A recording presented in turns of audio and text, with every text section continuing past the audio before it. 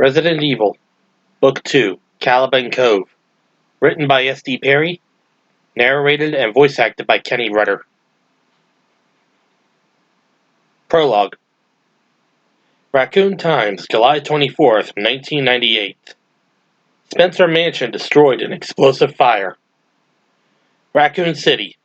At approximately 2 a.m. Thursday morning, Victory Lake District residents were awakened by an explosive blast that thundered through northwest Raccoon Forest, apparently caused by a fire that swept through the abandoned Spencer Mansion and ignited chemicals stored in the basement.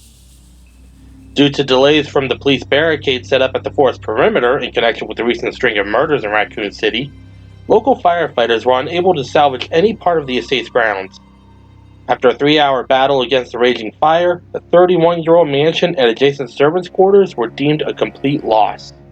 Built by Lord Oswell Spencer, European aristocrat and one of the founders of the worldwide pharmaceutical company Umbrella Inc., the estate was designed by award-winning architect George Trevor as a guest house for Umbrella VIPs and was closed down shortly after completion for unknown reasons.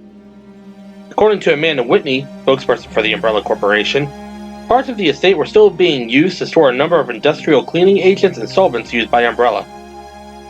Whitney said in a statement yesterday that the company would take full responsibility for the unfortunate incident, calling it, quote, a serious oversight on our part. Those chemicals should have been cleared out of the Spencer house a long time ago, and we're just thankful that no one was hurt.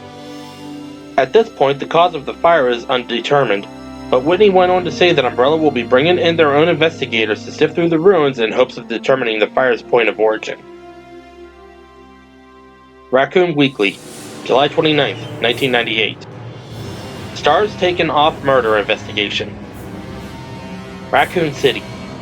In a surprising announcement by city officials at a press conference yesterday, the Raccoon City branch of the Special Tactics and Rescue Squad, or S.T.A.R.S, was officially removed from the investigation into the 9 brutal murders and 5 disappearances of city residents that have occurred in the last 10 weeks. City Council member Edward Weiss delivered the statement, citing gross incompetence as the primary reason for the S.T.A.R.S removal. Readers may remember that the S.T.A.R.S first action upon being assigned the case was last week, was to search the northwest area of the forest for the alleged cannibal killers. Weiss stated that it was because of their, quote, blatantly unprofessional conduct that their mission ended in disaster, resulting in the crash of a helicopter and the loss of 6 of their 11 team members, including the S.T.A.R.S branch commander, Captain Albert Wesker. After the S.T.A.R.S mishandling of the Raccoon Forest search, said Weiss, we've decided to let the RPD see this investigation through to its conclusion. We have reason to believe that the S.T.A.R.S may have been ingesting drugs and or alcohol prior to their search, and have suspended the use of their services indefinitely. Weiss was joined by Sarah Jacobson, representing Mayor Harris, and Police Commissioner J.C. Washington to make the announcement and answer questions. Neither Police Chief Brian Irons nor any of the surviving S.T.A.R.S could be reached for comment. Cityside, August 3rd, 1998. Source of estate fire deemed accidental. Raccoon City. After an exhaustive investigation by fire officials working with Umbrella Incorporated's ISD, Industrial Service Division, the fire that ravaged the company-owned Spencer Estate in Raccoon Forest late last month was determined to have been caused by carelessness on the part of person or persons unknown, as was announced in a press conference yesterday. Said ISD team leader David Bischoff, it looks like somebody tried to start a campfire in one of the mansion's rooms and things got out of control. We found nothing to suggest arson or foul play of any kind. He went on to say that while the destruction of the property was total, there is no evidence that anyone was caught in the fire or subsequent explosion. Chief Brian Irons of the Raccoon City Police Department was in attendance at the conference, and when asked whether he believed the fire to be connected to the unsolved murders and disappearances plaguing the city, Irons stated that there was no way to be sure. Said Irons, at this point anything I could say would be speculation. Though I will say that the fact that the murders have stopped since the night of the fire seems to imply that perhaps the killers were hiding there. We can only hope that they've now left the area and will soon be apprehended. Chief Irons refused to comment on the allegations of gross misconduct by the S.T.A.R.S in their brief assignment to the murder investigation, saying only that he agreed with the City Council's decision and disciplinary actions are being considered. Chapter 1. Rebecca Chambers rode her mountain bike through the dark, winding streets of the Cider District, the late summer moon swelling in the warm, clear night sky overhead. Although it was relatively early, the suburban streets were deserted, The citywide curfew is still in effect. No one under 18 was supposed to be out after dusk until the murderers were caught and put safely behind bars. It had been a tense and quiet summer in Raccoon City, at least on the surface. She glided past silent houses, the faint glow of television sets spilling out across well-kept lawns, the distant drone of crickets, and an occasional barking dog, the only sounds in the air that whipped past her. The uneasy citizens of Raccoon dwelled behind those locked doors, waiting for the announcement that the killers had been apprehended and that their city was safe. If they only knew. For just a moment, Rebecca envied them their ignorance. She'd come to the rather disheartening conclusion in the last couple of weeks that knowing the truth wasn't all it was cracked up to be, particularly when no one believed it. It had been a long, merciless 13 days since the nightmare at the Spencer estate. The surviving stars had escaped treachery and death, just to run up against a massive brick wall of scornful disbelief when they tried to tell their tale. Jill, Chris, Barry, and herself had been labeled drug addicts and worse in the local papers, undoubtedly at Umbrella's urging, and after their suspension, even the RPD had refused to believe them. Now with Umbrella taking over the investigation of the fire, undoubtedly getting rid of the last of the evidence, it was as if everywhere the stars turned, Umbrella had been there first, greasing palms and covering tracks, making it impossible to get anyone to listen to their story. Not that it would have been that simple anyway. One of the biggest, most respectable med research and pharmaceutical companies in the world, not to mention the primary source of income in Raccoon, conducting bioweapons research in a secret lab, creating experimental monsters.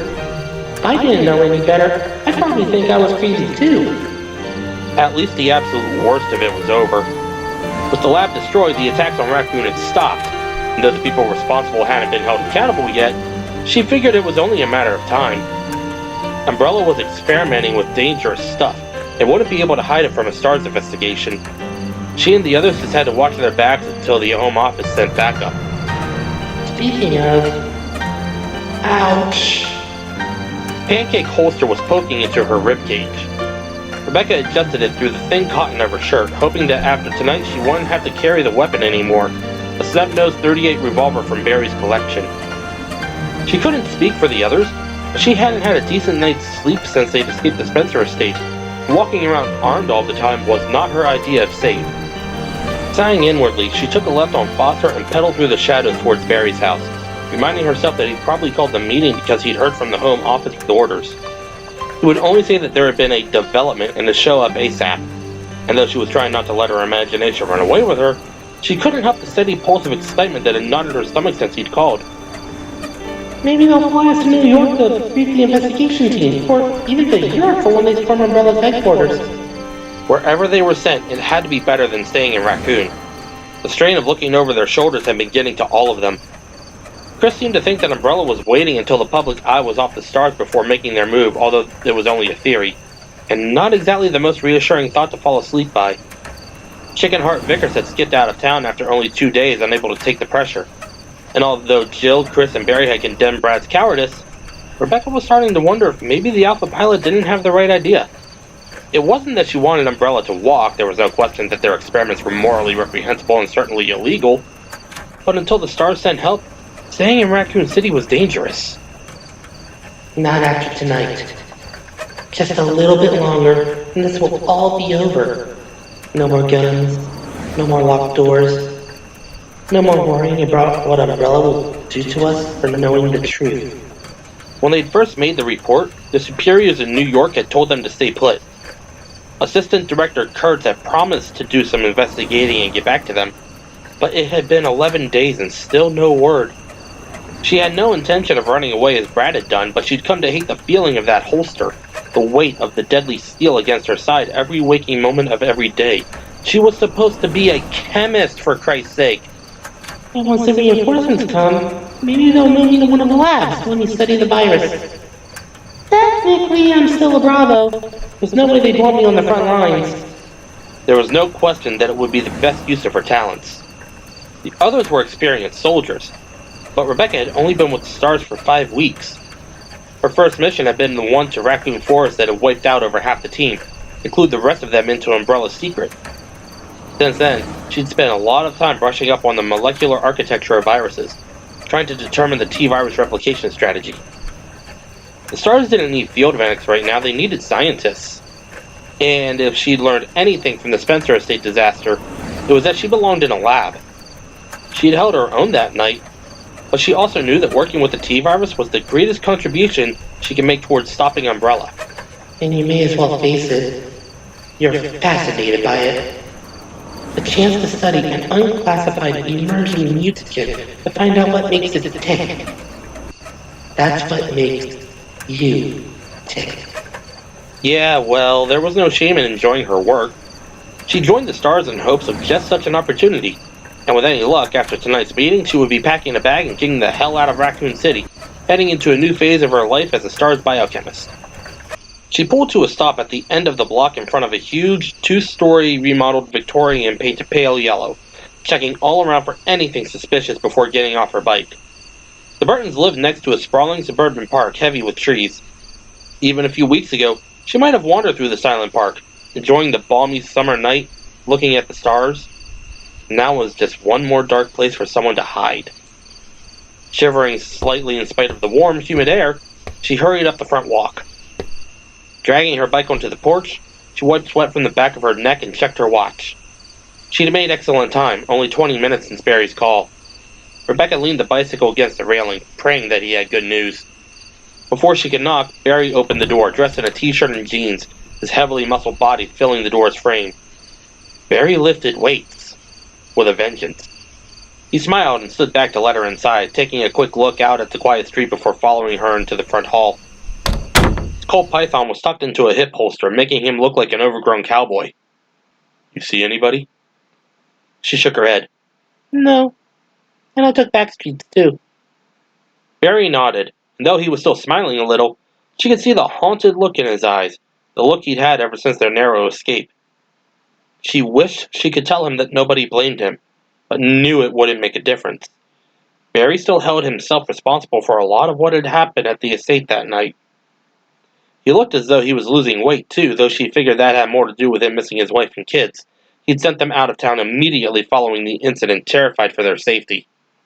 Just one more way that Umbrella has damaged our lives. He led her through the spacious hallway past the stairs, the walls decorated with framed drawings in crayon that his daughters had made. The Burton house was rambling and spacious, filled with the scuffed and well-worn furnishings that epitomized family. "Chris and Jill should be here any time. You want some coffee?" He seemed tense, scruffing nervously at his short red beard. No thanks. Maybe some water. "Yeah, sure. Go ahead and introduce yourself. I'll be back in a minute." He hurried off to the kitchen before she could ask him if anything was wrong. Introduce myself. What's going on? She walked through the hall's arched opening into the cluttered, comfortable living room and stopped, a little startled to see a strange man sitting in one of the recliners. He stood up as she entered the room, smiling, but she could see by the way his dark gaze narrowed slightly that he was sizing her up. Even a few weeks ago, the careful scrutiny would have made her horribly self-conscious. She was the youngest STARS member ever to be accepted for active duty, and knew that she looked it. But if anything positive had come from the incident at the Umbrella Lab, it was that she no longer cared much about the things like social embarrassment. Facing down a house full of monsters tended to put things in perspective that way. Besides which, being stared at had gotten pretty routine since then. She gazed back at him impassively, studying him in return. Jeans, a nice shirt, running shoes. He also wore a hip holster with a 9mm Beretta, the STARS standard issue sidearm. He was tall, maybe a full foot over her 5'3" frame, but slender, with a physique like a swimmer's. He was almost movie star handsome. A high, weathered brow and finely chiseled features, short, dark hair, and a piercing gaze that sparkled with intelligence. "You must be Rebecca Chambers." He had a British accent, his words clipped and somehow polished. "You're the biochemist, is that right?" Rebecca nodded. Working on it. And you are? He smiled wider, shaking his head. Forgive my manners, please. I hadn't expected... That is... I... He sat around Barry's low coffee table and extended his hand, flushing slightly. "I'm David Trapp. I'm with the S.T.A.R.S. Exeter branch in Maine." Rebecca felt cool relief wash over her. The stars had sent help instead of calling. Fine by her. She shook his hand, stifling a grin, knowing that her appearance had thrown him. Nobody expected an 18-year-old scientist, and while she'd gotten used to the surprised looks, she still took a kind of mischievous pleasure catching people off guard. So, are you like the scout or something? Mr. Trapp frowned. Sorry? For the investigation. Are there other teams already here, or did you come to check things out first, get the dirt on Umbrella? He trailed off as he shook his head slowly, almost sadly, his dark eyes glittering with an emotion she couldn't read. It came out in his voice, heavy with frustrated anger, and as the words sank in, Rebecca felt her knees go watery with a sudden anxious dread. I'm sorry to have to tell you this, Miss Chambers.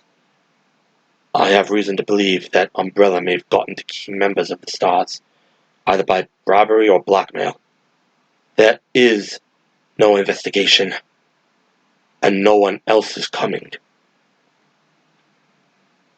A look of confused terror passed through the girl's light brown eyes and just as quickly was gone. She took a deep breath and blew it out. Are you sure? I mean, did Umbrella try to get to you, or are you positive? David shook his head. I'm not absolutely certain, no, but I wouldn't be here if I wasn't concerned about it. It was a bit of an understatement. But David still wasn't past the shock of seeing how young she was, felt an almost instinctive desire not to alarm her any further. Barry had mentioned that she was something of a child genius, but he hadn't really expected a child. The biochemist wore high-tossed and cut-off denim shorts rolled at the knee, topped by a shapeless black t-shirt. Get past it. This child may be the only scientist we have left. The thought rekindled the anger that had been burning in David's gut for the past few days. The story that had been unfolding since Barry's call wasn't a pretty one, filled with treachery and lies, and the fact that the S.T.A.R.S, his S.T.A.R.S, were involved. Barry walked into the room with a glass of water, and Rebecca took it from him gratefully, swallowing half of it in one gulp. Barry shot him a glance and then turned his attention to Rebecca. Told you, huh? The girl nodded. Do Jill and Chris know? Not yet. That's why I called. Look, no point in going through this twice. We should wait for them to show up before we get into specifics. Agreed. He generally found that first impressions were the most telling, and if they were going to be working together, he wanted to get a feel for the girl's character. The three of them sat, and Barry started to tell Rebecca how he and David had met back in S.T.A.R.S training when they were both much younger men. Barry told a good story, even if it was only to kill time. David listened with half an ear as Barry related an anecdote about their graduation night, involving a rather humorless drill sergeant and several rubber snakes. The girl was relaxing, even enjoying the story of their childish prank. 17 years ago. She would have been celebrating her first birthday. Still, she had put her questions on hold at Barry's request, even though David knew she had to be anxious about what he told her. The ability to retrain one's focus so quickly was an admirable trait, one that he'd never fully mastered. He'd been able to think of little else since his own call to the S.T.A.R.S AD. David's devotion to the organization had made the apparent betrayal all the more bitter, like a bad taste in his mouth that wouldn't go away. The S.T.A.R.S had been David's life for almost 20 years, and given him all the things he'd lacked growing up, sense of self-worth, sense of purpose and integrity. And just like that, the lives of dedicated men and women, my life and life's work simply tossed aside as if it meant nothing. How much did that cost? How much did Umbrella have to pay to buy the S.T.A.R.S honor? David shook the anger, focusing his attention on Rebecca. All he'd learned was true. Time was short, and their resources were now severely limited. His motivations weren't as important right now as hers. He could tell by the way she held herself that she wasn't the shy or submissive type, and she was obviously bright. Her eyes fairly sparkled with it. From what Barry had told him, she had acted professionally throughout the Spencer facility operation. Her file suggested that she was more than qualified to work with a chemical virus, assuming that she was as good as the report said, and assuming she had any desire to put her life in further danger. That was going to be the sticking point. She hadn't been with the S.T.A.R.S for very long, and knowing that they sold their people out probably wasn't going to overwhelm her with feelings of confidence for the job ahead. It would be just as easy for her to step out of the game now. For that matter, it would be the intelligent choice for all of them, There was a knock at the door, presumably the other two alphas. David's hand drifted down to the butt of his 9mm as Barry went to answer. When he walked back in, leading the S.T.A.R.S team members, David relaxed, then stood up to be formally introduced. Joe Valentine, Chris Redfield, this is Captain David Trapp, military strategist for the Maine S.T.A.R.S Exeter branch. Chris was the marksman, if David remembered correctly, and Joe was something of a covert B&E specialist. Barry said the pilot, Brad Vickers, had skipped town shortly after the Spencer incident. No great loss from what he could gather, the man sounded distinctly unreliable. He shook hands with both of them, and they all sat down, Barry nodding towards him. David's an old comrade of mine. We worked together on the same team for about 2 years, right after boot camp. He showed up on my doorstep about an hour ago with news, and I didn't think it could wait. David? David cleared his throat, trying to focus on the significant facts. After a pause, he began at the beginning.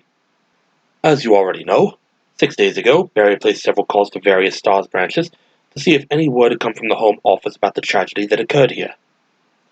I received one of those calls. It was the first I'd heard about it, and I've since found out that the New York office hasn't contacted anyone about your discovery. No warnings or memos. Nothing has been issued to the S.T.A.R.S regarding the Umbrella Corporation.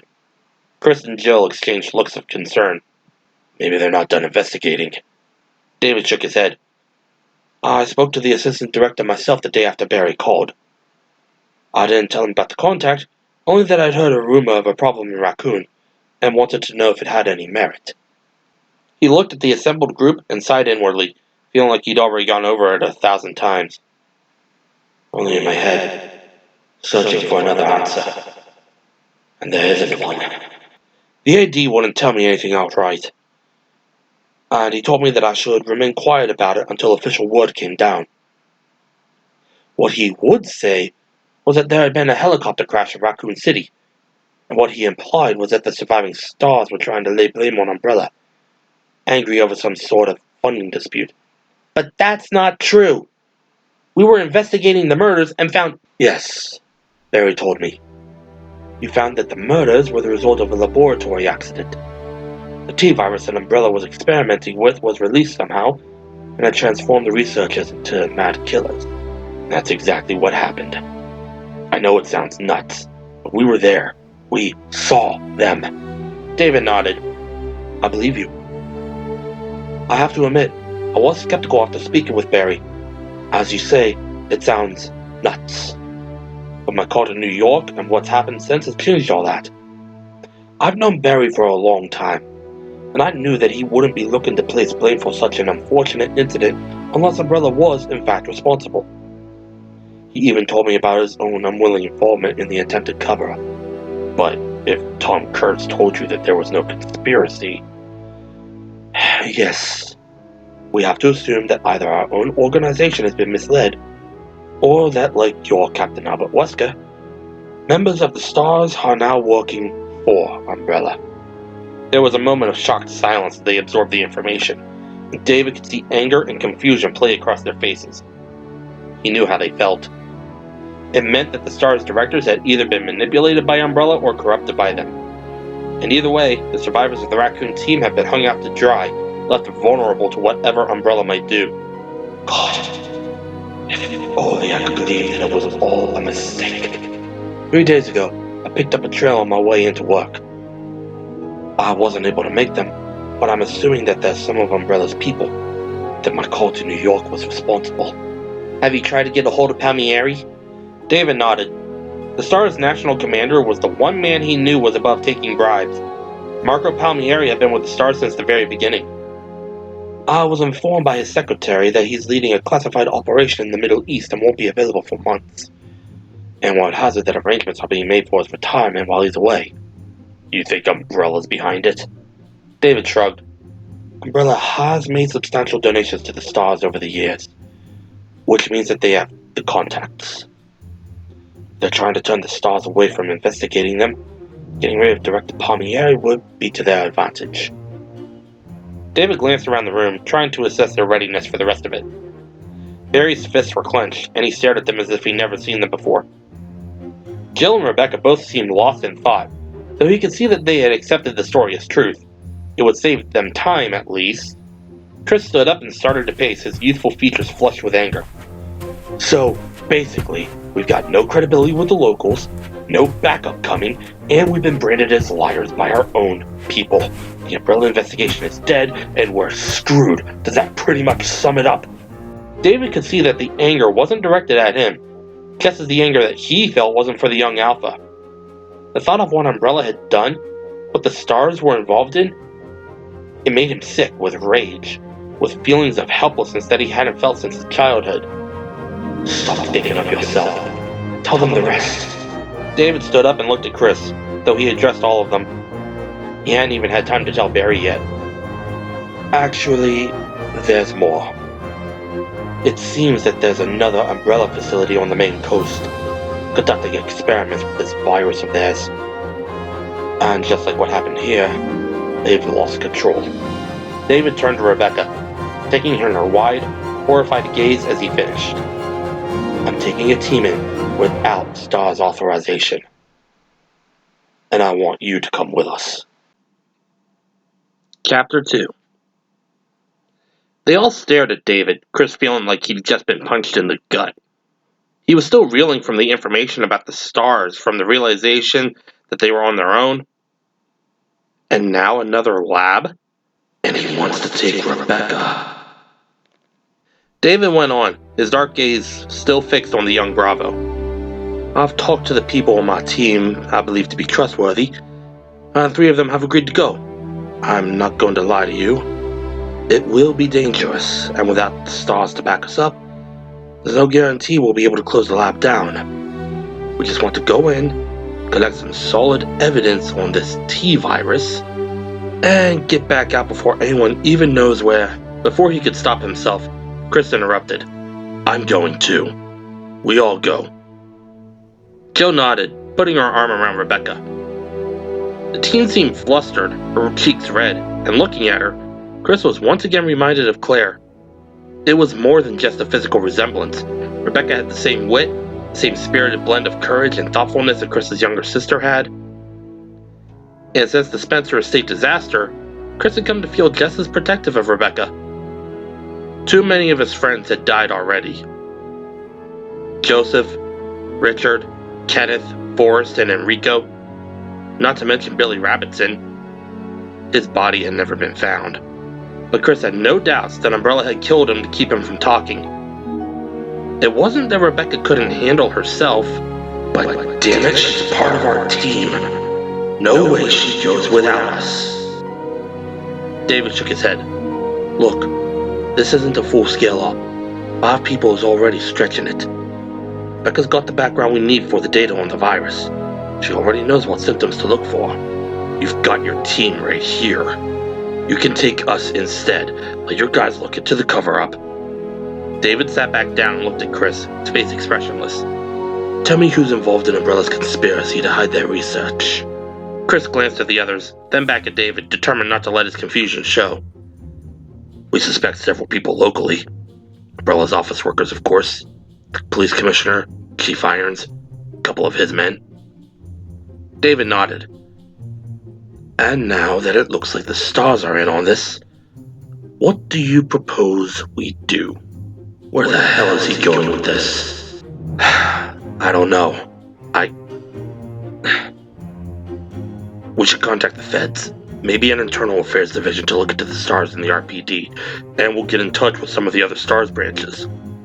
There are still good people working out there who ain't gonna be too happy that Umbrella's taking over. David nodded again. So you agree that Umbrella has to be stopped even though it will be dangerous? Well, no shit. Chris scowled angrily. We can't just sit around and do nothing. There's no telling what could happen if the T-virus gets out again. And what can you tell me about the classification of this virus? Chris opened his mouth to answer, and then closed it, staring at David thoughtfully. I was about to say you should ask Rebecca. He knows it. David stood up and looked at all of them in turn as he spoke, his voice intense and determined. I agree, Umbrella has to be stopped. But let's not kid ourselves. We're talking about breaking from the S.T.A.R.S, going up against a multi-billion-dollar establishment on our own. Nowhere going to be safe, and our only chance for success is if we can do what we can, what we're good at, to take Umbrella down. He fixed his cool gaze on Chris, as if he realized that Chris was the one who had to be convinced.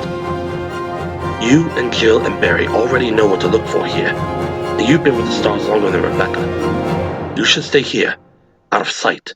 See if you can ferret out the connection between the local police and Umbrella. And reach out to the S.T.A.R.S members that you think would help us. David turned to Rebecca again. And if you agree, I think we should leave for Maine tonight. With the information I have, it looks as though things have already gotten out of hand. My team is standing by. We could go in tomorrow at dusk.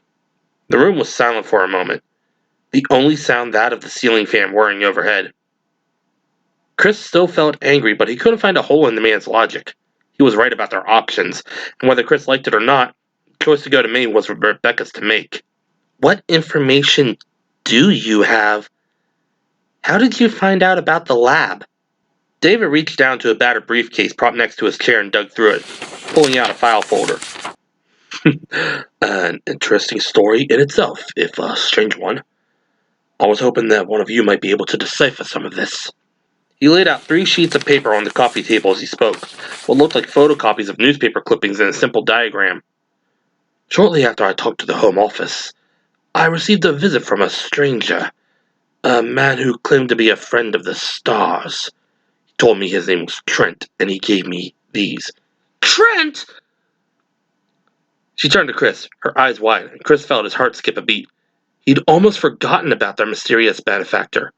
The guy who told Jill to watch out for traitors. Who told Bradford to pick us up. David stared at Jill, his expression puzzled. You know him? Just before we went in to rescue the Bravos, a man named Trent gave me some information about the Spencer estate and warned me about Wesker. He was quite a piece of work, real shady. He didn't give anything away, you know? But he knew what was going on with Umbrella. And what he did tell me all panned out. Barry nodded. Brad Vickers said that Trent called in the estate's coordinates right after Wesker activated the triggering systems. If he hadn't radioed, we all would have been blown up with the rest of the mansion. Chris suddenly realized that he had a serious headache brewing as they all gathered around Barry's coffee table staring down at the papers. The S.T.A.R.S were working for Umbrella, there was another T-virus facility operating in Maine, and now Trent again, popping up like some cryptic fairy tale godmother, his motives impossible to guess at. It was like some kind of a game, stakes all or nothing, as they struggled to get to the bottom of Umbrella's conspiracy. And we have no choice but to play. But whose game are we playing? And what do we risk losing if we fail? Chris shot an unhappy glance at Rebecca, thinking again of his kid sister and wishing, not for the first time, that they'd never heard of Umbrella. David watched them study the information that Trent had given him, somehow not surprised that the enigmatic stranger had contacted the S.T.A.R.S before. The man had been a professional, though at what precisely, David couldn't imagine. Why would he want to help us fight Umbrella? What's in it for him? David thought back to the brief encounter he'd had only 5 days ago, searching his memory for some additional clues, something he'd missed. He'd arrived home late from work, and it had been raining.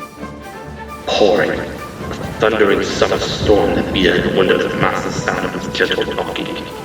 The Exeter S.T.A.R.S had enjoyed an easy summer, more paperwork than action. The Bravos had taken off for a criminal profiling seminar in New Hampshire. David had been entertaining thoughts of packing a bag and attending the final days, until he'd received Barry's call, followed by his first hint from the Home Office that something was wrong. He'd spent the next day calling a few of his branch contacts with discreet questions and digging through files on Umbrella, not making it home until almost midnight.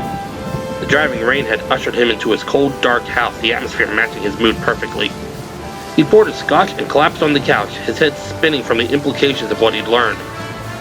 That either his old friend Barry was lying, or that the AD for the S.T.A.R.S was. The rapping at his door was so soft that he missed it at first, the steady rain hammering on the roof covering the sound. Then it grew louder. Frowning, David looked at his watch and walked slowly to the door, wondering who the hell came calling in the middle of the night. He lived alone and had no family. It had to be work. Maybe someone with car trouble. He cracked the door open, saw a man in a black trench coat standing on his porch, streams of water running down his lined face. The stranger smiled, an open, friendly expression, his eyes glittering with bright humor. David Trapp? David took the man in at a glance. Tall and thin, maybe a few years past David's age, say 42 or 43. His dark hair was plastered to his skull by the rain, and he held a large manila envelope in one gloved hand. Yes? The man grinned wider. My name is Trent, and this is for you. He held out the damp envelope, and David glanced at it warily, not sure if he should take it. Mr. Trent didn't seem dangerous, or at least not threatening. But he was still a stranger. David preferred to know the people he accepted gifts from. Do I know you? Trent shook his head, his smile unwavering. No. But I know you, Mr. Trapp. And I also know what you're about to go up against. Believe me, you're going to need all the help you can get. I don't know what you're talking about. Perhaps you have me confused with someone else. Trent's smile faded as he extended the envelope, his dark eyes narrowing slightly. Mr. Trapp, it's raining. And this is for you. Confused and not a little irritated, David opened the door wider and accepted the envelope. As soon as he grasped it, Trent turned and started to walk away. Hold on a moment. Trent ignored him, disappearing into the rain-drenched shadows around the side of the house. David stood in the doorway uncertainly, holding the damp paper and staring into the pouring darkness for another minute before going back inside.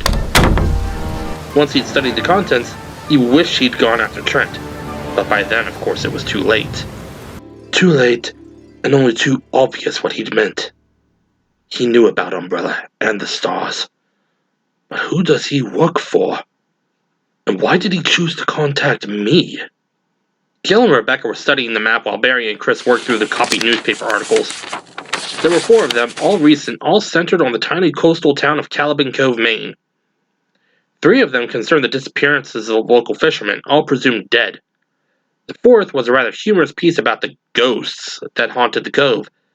It seemed that several townspeople had heard strange sounds floating across the waters late at night, described as the cries of the damned. The writer of the article had laughingly suggested that the witnesses to the phenomena should probably stop drinking their mouthwash before bed. Funny. Unless you know what we know about Umbrella. The map was a stretch of the coast just south of the small town, an aerial sketch of the cove itself. David had uncovered a few facts about the area on a visit to Exeter's library, uncomfortable using the S.T.A.R.S computer after Barry's call. The rather isolated stretch had been privately owned for several years, bought up by an anonymous group. There was a defunct lighthouse on the northern rim of the inlet, sitting atop a cliff that was supposedly riddled with sea caves. Trent's map showed several structures behind and below the lighthouse, leading down to a small pier on the southern tip of the open crescent. There was a notched border that ran the length of the cove on the inland side, presumably a fence. Caliban Cove was written across the top in bold letters. Smaller type just beneath were the words, Umbrella Research and Testing. The 3rd piece of paper that Trent had given him was the one that David didn't understand. There was a short list of names at the top, 7 in all. Lyle Ammon, Alan Kinnison, Tom Athens, Louis Thurman, Nicholas Griffith, William Birkin, Tiffany Chin. Just under it was a somewhat poetic list of sorts, set into the center of the page in curling font. Jill had picked it up again and was reading it carefully. She looked up at David, a half smile on her face. No question we've got the same Trent here. The guy's into riddles. Any idea what it means? Well, one of the names here was in the material that Trent gave me, William Birkin. We figured out that at least some of the others were researchers at the Spencer facility, so I'm willing to bet that these people also work for Umbrella. Birkin may not have been at the estate when it was destroyed. I don't recognize any of the others. David nodded. I checked all of them with the S.T.A.R.S database and came up blank. The rest, though. Is it a riddle of some sort? Jill glanced back at the paper, frowning as she read it to herself again. Ammon's message received. Blue series. Enter answer for key. Letters and numbers reverse. Time rainbow. Don't count. Blue to access. Rebecca took the paper from her as Jill looked back at David thoughtfully. A lot of what Trent gave me seemed like pretty random stuff, but some of it related to the Spencer Mansion secrets. The whole place was rigged with puzzles and traps. Maybe this is the same deal. It relates to something you'll find. Oh shit! They all turned to Rebecca, who was staring at the top of the page, her face drained of color. She looked at David with an expression of anxious despair. Nicholas Griffith is on this list. David nodded. You know who he is? She looked around at all of them, her young face openly distressed. Yeah, except I thought he was dead. He was one of the greats, one of the most brilliant men ever to work in the biosciences. She turned back to David, her gaze heavy with dread. If he's with Umbrella, we've got a lot more to worry about than the T-virus getting out. He's a genius in the field of molecular virology, and if the stories are true, he's also totally insane. Rebecca looked back at the list, her stomach a leaden knot. Dr. Griffith, still alive, and involved with Umbrella. Could today possibly get any worse? What can you tell us about him? Rebecca's mouth felt dry. She reached for her glass of water and drained it before looking at David. How much do you know about the study of viruses? He smiled a little. Nothing. That's why I'm here. Rebecca nodded, trying to think of where to start. Okay, viruses are classified by the replication strategy and by the type of nucleic acid in the virion. That's the specialized element in a virus that allows it to transfer its genome to another living cell. A genome is a single, simple set of chromosomes. According to the Baltimore classification, there are 7 distinct types of viruses, and each group infects certain organisms in a certain way. In the early 60s, a young scientist at a private university in California challenged the theory, insisting that there was an 8th group, one based loosely on dsDNA and ssDNA viruses, that could infect everything it contacted. It was Dr. Griffith. He published several papers, and while it turned out that he was wrong, his reasoning was brilliant. I know. I read them. The scientific community scoffed at his theory, but his research on virus-specified inclusion bodies in cytoplasm without a linear genome... Rebecca trailed off, noticing the blank expressions on their faces. Sorry. Anyway, Griffith stopped trying to prove the theory, but a lot of people were interested to see what he'd come up with next. Jill interrupted, frowning. Where did you learn all this? In school. One of my professors was kind of a science history buff. His specialty was defunct theories and scandals. So, what happened? The next time anyone heard from Griffith, it was because he'd gotten kicked out of the university. Dr. Vax, that was my prof, told us that Griffith was officially fired for using drugs, methamphetamines. But the rumor was that he'd been experimenting with drug-induced behavior modification on a couple of his students. Neither of them would talk, but one of them ended up in an asylum and the other eventually committed suicide. Nothing was ever proved, but after that, no one would hire him. And as far as the facts go, that's the last anyone heard of Nicholas Griffith. But there's more to the story? Rebecca nodded slowly. In the mid-80s, a private lab in Washington was broken into by cops, and the bodies of 3 men were found, all dead of a filovirus infection. It was Marburg, one of the most lethal viruses there is. They'd been dead for weeks. Neighbors had complained because of the smell. The papers the police found in the lab suggested that all 3 men were research assistants to Dr. Nicholas Dunn, and that they had allowed themselves to be deliberately infected with what they understood to be a harmless cold virus. Dr. Dunn was going to see if he could cure it. She stood up, crossing her arms tightly. The agony those men must have endured. She'd seen pictures of Marburg victims. From the initial headache to extreme amplification in a matter of days. Fever, clotting, shock, brain damage, massive hemorrhaging from every orifice. They would have died in pools of their own blood. And your professor thought it was Griffith?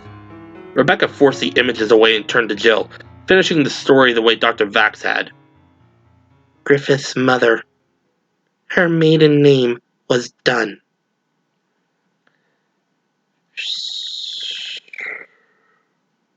Barry let out a low whistle. Jill and Chris exchanged a worried look. David was studying her intently, his gaze cool and unreadable. All the same, she thought she knew what was going through his mind. He's wondering if this changes things.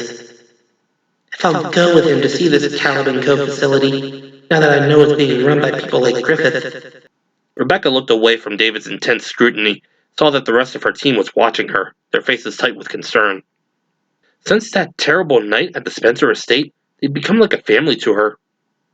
She didn't want to leave, to risk never seeing them again.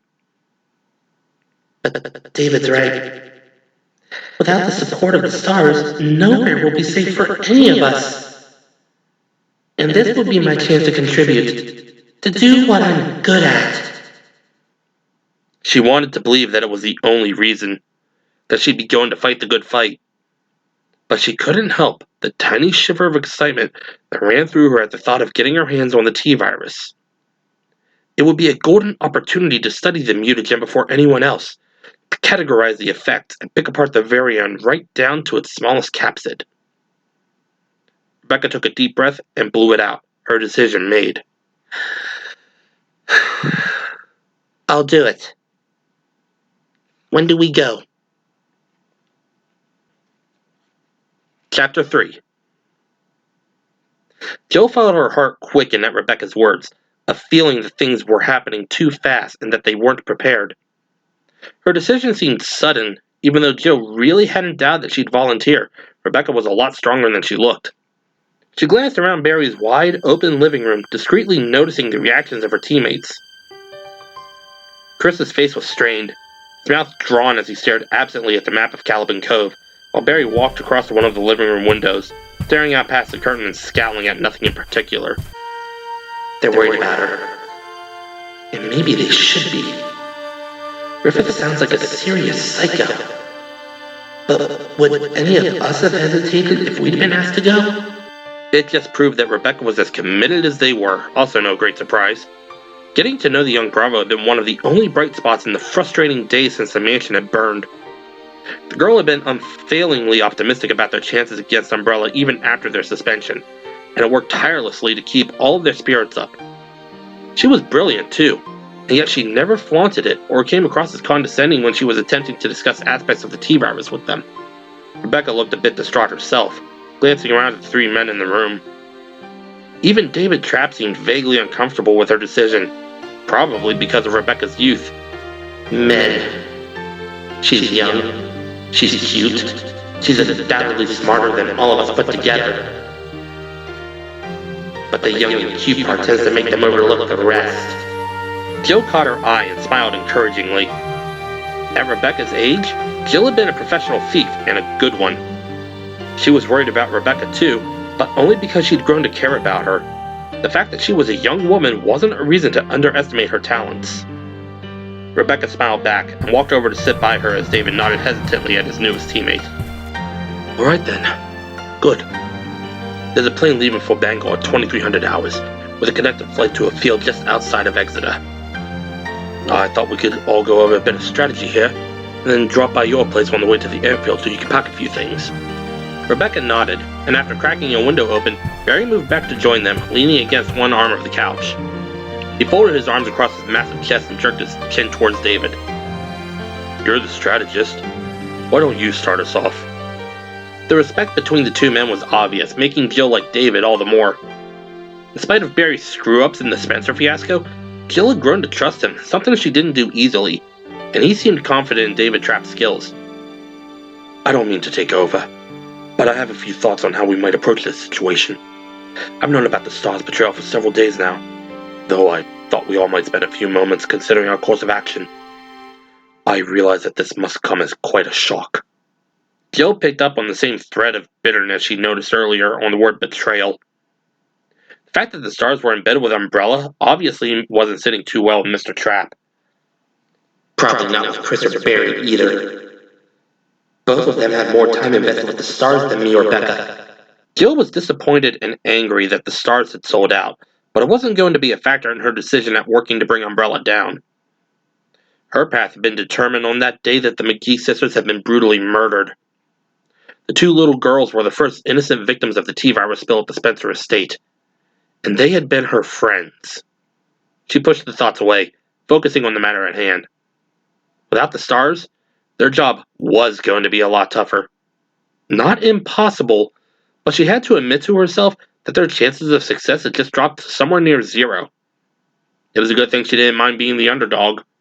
It doesn't matter anyway. Umbrella's going to pay for what they've done, one way or another. Barry's gruff voice broke the quiet in the room, his gaze thoughtful. Maybe we should go to the press. Not local, but someone big. National. David sighed, shaking his head. I thought of that. It's a good idea. Right now, we don't have the proof to make anything stick. Yeah, but at least Umbrella wouldn't move on us with everyone watching. We couldn't count on that. They got to the stars, they could get to anyone. And without evidence, well, you gotta admit, the story is the kind of thing that even the tabloids wouldn't buy. There was a moment of sullen silence, as if her words reminded them all of how insane it sounded. How insane it would sound to anyone who hadn't experienced what they'd been through. A virus that accidentally turns people into zombies, being used to create unspeakable monsters as living weapons. Invented, then covered up by a major corporation that hires mad scientists to experiment on human beings. All it needs is a Nazi war criminal with an atomic weapon. We'd have a bestseller on our hands. Well, what we were talking about before. Organizing some of the other stars. I've got a few people in mind. Some of the guys I trained with. And I know Barry's got a lot of contacts. David nodded agreement. Yes, I think that should be a priority. My concern is how to get in touch with them. The branch offices may already be tapped, and we want to keep Umbrella from learning about our plans for as long as possible. Unfortunately, we won't have use of the STAR's resources for much longer. Maybe we should look for a go-between. Someone who doesn't have ties to the STARS. Chris grinned suddenly. I know a guy from back in the Air Force who works for Jack Hamilton now, one of the section heads of the FBI. I don't know much about Hamilton, but Pete's about as honest as they come. And he owes me a favor. Brilliant. Perhaps you could ask him to help you look into the local police as well. Once we have solid evidence from the main facility, we can go to your friend, instigate a federal investigation. It sounded good, but Jill found herself feeling frustrated by the talk. She wanted to act. Waiting for the STARS to contact them had been bad enough. Knowing that Rebecca was going to be risking her life while they waited idly by would be excruciating. You said you had some thoughts about what else we could do. David nodded. Yes, though once we involve the government, it may not come to anything quite so daring. I've been formulating a plan to infiltrate Umbrella headquarters, a risky proposition at best. It seems wisest to work on the smaller scale for now. But I do believe the three of you should drop out of sight as soon as possible. I also think it would be prudent for you to see what you can uncover on Mr. Trent, though I have the distinct feeling that you won't come up with much, if anything. He smiled a little, and having met Trent, Jill understood his doubts perfectly. The strange benefactor had struck her as a very careful man. I get the impression that we'll only find what he wants us to find. But it is worth a look. And we'll need to arrange for a rendezvous site after we've... His soft, musical voice broke off suddenly as he tilted his head to one side, listening intently. Jill heard it in the same instant and felt her heart freeze in her chest. A rustling in the bushes outside the window that Barry had opened. Umbrella. Get down! She rolled off the couch, pulling Rebecca with her as the window shattered, the curtains blown aside in an explosive burst from an automatic rifle. David dove for the floor as bullets riddled the chair he'd been in, already grabbing for his weapon. Tufts of padding floated past his wide eyes as a smoking trail of holes tore across the wall, plaster and wood flying. Bloody hell! There was a split-second break in the onslaught, just long enough for them to hear the crash of glass breaking from the back of the house. Barry! Lights! Barry was way ahead of him, the thunder of his Colt revolver drowning out the intermittent spray of machine gun fire. The room went dark as Barry's rounds found their mark, glass raining down from above. Light still streamed into the darkness from the hall. There was another hail of bullets from outside. Chris scrambled on elbows and knees for the hallway, and in one smooth movement rolled onto his side and took out the additional lights.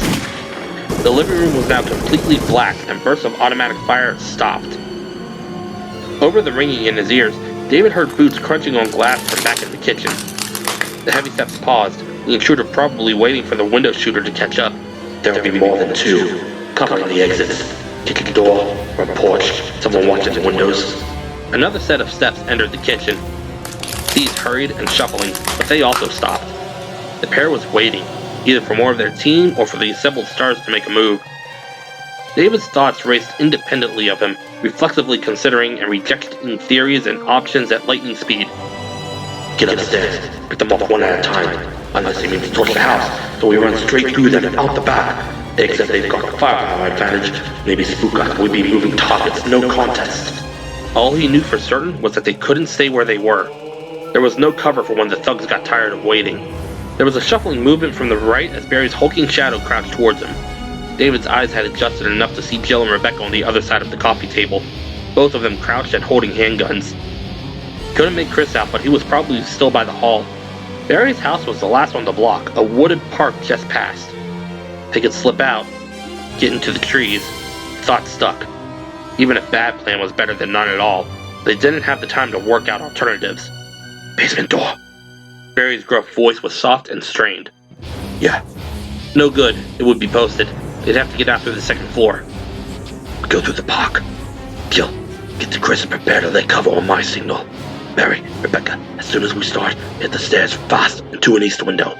Softest jump. We'll follow. Ready? Go! Jill was already moving around the couch, disappearing silently into the thick shadows, Barry and Rebecca right behind. David paused just long enough to scoop up the papers that Trent had given him. He stuffed them inside his shirt, the crinkling pages cool against his sweaty skin. Nothing else in his briefcase would be damaging. He crept towards the yawning blackness of the opening to the hall, edging to where Jill and Chris were crouched. The entry faced the side of the stairs. To the left was the front door and the foot of the steps. To the right, the quiet kitchen at the end of the long hall where the two umbrella operatives waited. They go right, I'll take left. When the shooting begins, the rest of the strike force should rush the front door. David hoped. The timing wasn't perfect. They were dead. Away from the faint light of the windows, it was too dark for hand signals. He leaned close between Jill and Chris, pitching his voice as low as possible. Both right. Kill low and outside. They wouldn't be aiming for the floor. Chris could use the wall of the entry as a shield. Got the front door. Keep it up for 6 seconds. Exactly. No more. 1-0. You need to be on the stairs, out of the corridor. On my mark. Now! The three of them sprang into position, Chris and Jill firing towards the kitchen, David whirling to the left. He ran for the front door in a low crouch, the count ticking. 5, 4. Behind him, Barry and Rebecca lunged for the stairs through the cracks of bullets. David trained the Beretta on the darkness in front of him, and was only a foot away from the door when someone kicked it open. His shoulder connected with the heavy wood and he threw himself into it, slamming it closed. He dropped to the floor and jammed his heel against the base. 2. He fired into the door at an upward angle, 5 shots as fast as he could pull the trigger. There was a strangled scream, the sound of something heavy hitting the porch, and he fired 3 more before rolling to his feet, into the alcove at the foot of the stairs and out of the line of fire. Their time was up. David spun, saw Jill and Chris already on their way up the stairs, and as his feet hit the first riser, there was a sound like an explosion behind him. The front door was suddenly a mass of flying splinters, heavy rounds tearing through the wood as the Umbrella team sought to end the battle. The 2 alphas hadn't killed the man in the kitchen, they were surely dead by now. Halfway up the staircase, David turned and fired twice more through the rapidly disintegrating door, hoping he'd bought the stars enough time to escape. 10, maybe 20 seconds before they realized we're gone. It was going to be close. Rebecca stood on the dark landing, her heart pounding almost as loudly as the booming shots that chased Jill and Chris up the stairs. Come on, come on! Barry was to her right and at the end of the landing's hall, barely visible by the moonlight that streamed through the open window. Jill was the first to reach the top. Rebecca steered her towards Barry with a touch, Chris following close behind. The muzzle on David's 9mm flashed brightly in the darkness on the stairs. Then he was in front of her, materializing out of the gloom like a sweaty ghost. This way. Rebecca turned and ran for the window, David at her side. Jill had already gone, and Chris was halfway out, Barry gripping one of his hands as he struggled to balance himself. Please, God, let there be a mattress, a pile of leaves.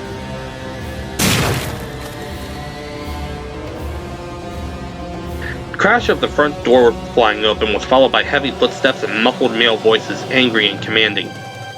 Chris disappeared through the window, and then Barry was reaching for her, mouth a grim line. She jammed her pistol back into its holster and stepped to the window. Barry's warm hand on her back, Rebecca crawled onto the sill and looked down. There were hedges against the side of the house, lush and thick and impossibly far below.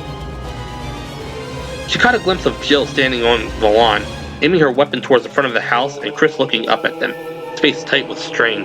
Don't think, just do it. Rebecca slid out the window, Barry's strong fingers finding her hand. Her shoulder groaned as gravity did its work, Barry leaning out to give her less of a drop, her body suspended in midair. He let go, and before she could feel real terror, she hit the bushes. There was a small pain, twigs and branches scratching at her bare legs, and then Chris was pulling her out, lifting her easily from the twining hedges. Take the back. His attention was already fixed back on the window. Rebecca snatched the revolver out as she stepped onto the lawn, turning to face the shadows that made up the backyard. To her left, a dark stand of trees stood maybe 20 meters away, silent and still. Hurry, hurry! There was a thundering rattle of bullets inside the house and a thrashing thump in the bushes to her right, but she didn't turn, intent on her assigned task. A movement by the corner of the house. Rebecca didn't hesitate, sending 2 shots into the thickening of shadow, Barry's .38 jerking in her hands. The figure crumpled, falling forward just enough for her to see that she'd hit a man clutching a rifle, and that he wasn't going to get up again. Never shot anyone before. Move! Becca jerked her head around, saw Barry climb out of the bushes and stumble towards them. There was a shout from the window, followed by a burst of automatic rifles. Rebecca actually felt the bullets hit the ground near her feet, tearing up chunks of overgrown lawn. Dirt pelted her legs. Shit! David and Jill fired back as they ran from the trees, Chris leading the way. The shooter either ducked or was shot. The dull clatter of the rifle fell silent. As they reached the first of the wooded shadows, Rebecca heard the wail of approaching sirens, followed closely by shouts and running steps across Barry's front porch. Seconds later, there was a squeal of tires. Rebecca stumbled through the brushy copse, dodging between gnarled trunks, trying to keep the others in sight. The revolver felt too heavy in her slick grasp, and her entire body seemed to be pounding, her legs shaking, her breathing sharp and shallow. Everything had happened so fast. She'd known they were in danger, that Umbrella wanted them out of the way. But knowing something wasn't the same as really believing it, as believing that violent strangers would break into Barry's home and try to take their lives. And I may have taken one of theirs instead. The thought that she might have killed someone.